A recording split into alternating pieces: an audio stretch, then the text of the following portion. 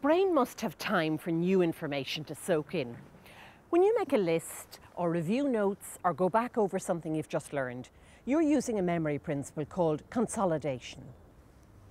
By going back over something soon after you've learned it for the first time, you can really increase your chances of remembering it. So let's put that to practice now with a summary of what we've learned in this programme.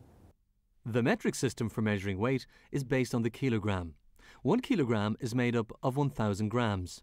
2 kilograms is 2,000 grams. 3 kilograms is 3,000 grams, and so on.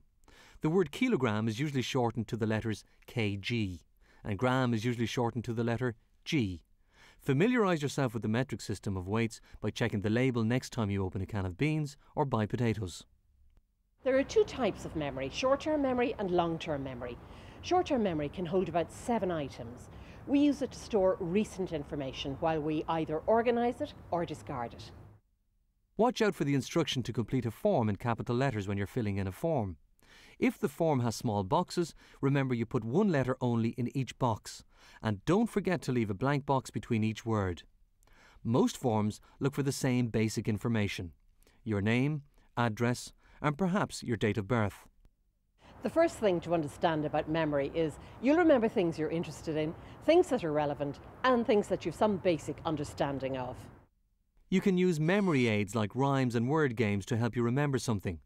Use rhymes like Mrs. D, Mrs. I, Mrs. FFI, Mrs. C, Mrs. U, Mrs. LTY to remember how to spell the word difficulty.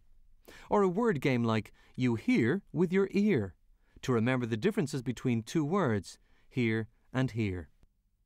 To help us remember, we need to select what's important, and we'll remember much better if we group our ideas or link them in some way.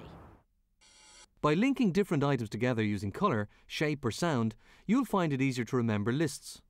Our example used colour to link different items on a shopping list. Yellow for groceries, blue for dairy products, green for vegetables, red for meat, and white for toiletries and cleaning items.